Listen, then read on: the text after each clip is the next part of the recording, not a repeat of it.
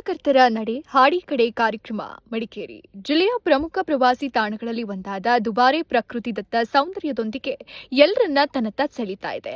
ಸಾಕಾನೆ ಶಿಬಿರವನ್ನ ಕಂಡು ಜನ ಬೆರಗಾಗ್ತಿದ್ದಾರೆ. ಕಾವೇರಿ ನೀರಿಗೆ ಮನಸೋಲ್ತಾರೆ. ರಾಫ್ಟಿಂಗ್ನೊಂದಿಗೆ ಜಲಕ್ರೀಡೆಯ ಅನುಭವ ಹಿತ ನೀಡುತ್ತೆ. ಆದರೆ ನದಿ ದಾಟಿ ಸಾಕಾನೆ ಶಿಬಿರ ಕಳೆದ ನಂತರದ ಅಲ್ಲೇ ತಲತಲಾಂತರಗಳಿಂದ ಬದುಕು ಕಟ್ಕೊಂಡಿರೋ ಬುಡಕಟ್ಟ ಜನರ ದಯನೀಯ ಸ್ಥಿತಿ ಯಾರಿಗೂ ಬೇಡ.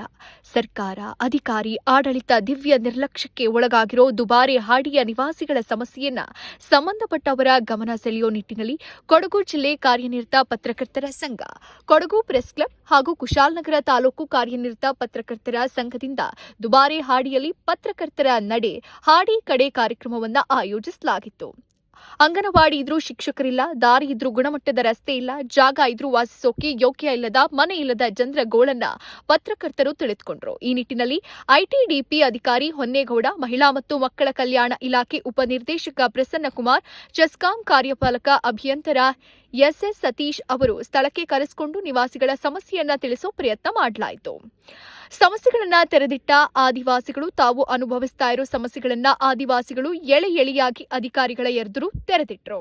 ಹಾಡಿಯಲ್ಲಿ ಬಹುತೇಕ ಮನೆಗಳು ದುಸ್ಥಿತಿಯಲ್ಲಿವೆ. ಕುಟುಂಬ ದೊಡ್ಡದಾಗುತ್ತಾ ಹೋದಂತೆ ಸಣ್ಣ ಜೋಪಡಿಯಲ್ಲಿ ಬದುಕು ನಡೆಸಬೇಕಾದ ಅನಿವಾರ್ಯತೆ ತಲೆದೂರಿದೆ.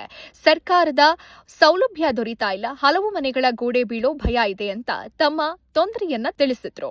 ಆದಿವಾಸಿ ಮುಖಂಡ, ಜಿಲ್ಲಾ ಪಂಚಾಯಿತಿ ಮಾಜಿ ಸದಸ್ಯ ಚಂದ್ರು ಮಾತನಾಡಿ, ಜೇನು ಕುರುಬ ಸಮುದಾಯವನ್ನ ಸರ್ಕಾರ ಸಂಪೂರ್ಣವಾಗಿ ಕಡೆಗಣಿಸಿದೆ ಅನ್ನೋ ಆರೋಪ ಮಾಡಿದ್ರು. ಜೊತೆಗೆ ಹಾಡಿಗೆ ಸೂಕ್ತ ಕಾಂಕ್ರೀಟ್ ರಸ್ತೆ ನಿರ್ಮಾಣ ಮಾಡಬೇಕು, ದುಬಾರಿಯಲ್ಲಿ ಮುಂದೆ ಗ್ರಾಮ ಸಭೆ ನಡೆಸಬೇಕು ಅಂತ ಆಗ್ರಹಿಸಿದ್ರು. ಹಾಡಿ ಪ್ರದಕ್ಷಿಣೆ ಹಾಡಿ ನಿವಾಸಿಗಳೊಂದಿಗೆ ಅಧಿಕಾರಿಗಳು ಹಾಗೂ ಪತ್ರಕರ್ತರು ತೆರೆದ ವಾಹನದಲ್ಲಿ ಹಾಡಿಯನ್ನ ಪ್ರದಕ್ಷಿಣೆ ಹಾಕಿ ಸಮಸ್ಯೆಯನ್ನ ತಿಳಿದುಕೊಳ್ಳೋ ಪ್ರಯತ್ನ ನಡೆಸಿದ್ರು.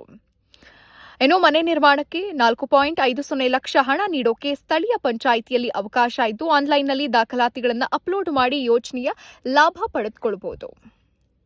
ಈ ಸಂದರ್ಭದಲ್ಲಿ ಕೊಡಗು ಜಿಲ್ಲಾ ಕಾರ್ಯನಿರತ ಪತ್ರಕರ್ತರ ಸಂಘದ ಅಧ್ಯಕ್ಷ ಬಾಚರಣಿಯಂಡ ಅನುಕಾರ್ಯಪ್ಪ, ಕೊಡಗು ಪ್ರೆಸ್ ಕ್ಲಬ್ ಅಧ್ಯಕ್ಷ ಅಯ್ಯಪ್ಪ, ಕುಶಾಲನಗರ ತಾಲೂಕು ಸಂಘದ ಅಧ್ಯಕ್ಷ ಎಂಎನ್ ಚಂದ್ರಮೋಹನ್, ಜಿಲ್ಲಾ ಸಂಘದ ಪ್ರಧಾನ ಕಾರ್ಯದರ್ಶಿ ಎಚ್ಎ ರಾಕೇಶ್, ಖಜಾಂಚಿ ಸುನೀಲ್ ಪೊನ್ನಟ್ಟಿ ಸೇರಿದಂತೆ ನಿರ್ದೇಶಕರು, ಸದಸ್ಯರು ಹಾಜರಿದ್ದರು.